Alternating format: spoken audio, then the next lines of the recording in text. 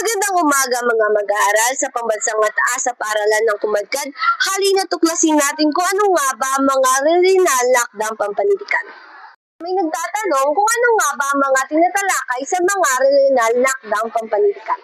Ano nga ba? Handa na ba kayo? Tara, samahan niyo ako maghanap ng pwedeng mapagtanungan tungkol sa pangunahing Biblia at kung ano nga ba ang mga iba't ibang pampanitikan.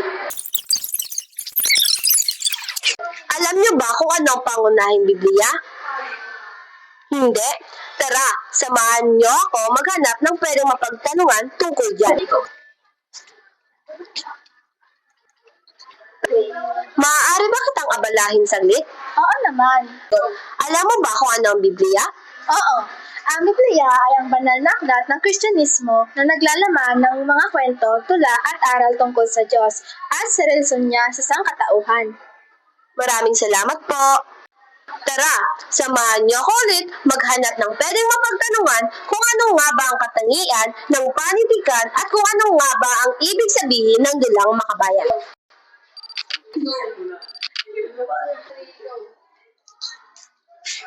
Magandang umaga.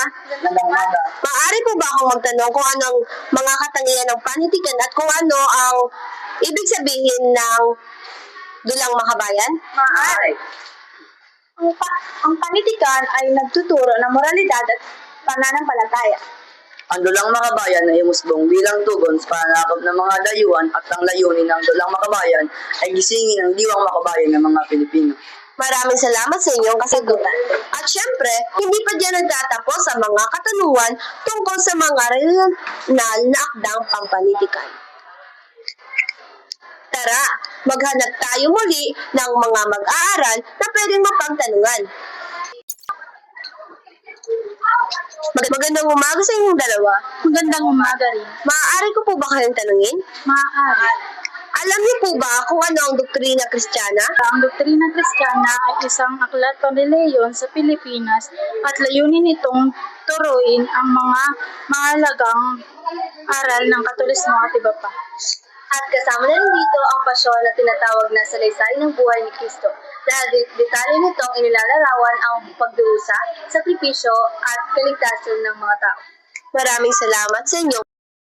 At syempre, hindi pa din nagtatapos ang mga katanungan tungkol sa mga regional lockdown pampanitikan. Kabilang na dyan ang awit, nobena at korido. Tara, maghanap tayo ng pwedeng mapagtanungan ulit. Umaga, alam mo ba kung ano ang awit, nobena at korido? Ang mga dasal, nobena, awit at korido dahil ang mga ito ay anyo ng panalangin at panitikan na ginagamit upang palalimin ang pananampalataya at moralidad ng mga Kristyanismo.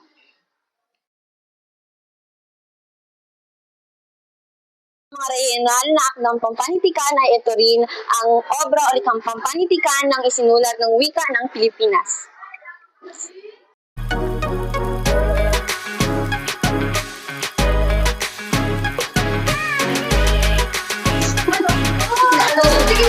Magandang umaga.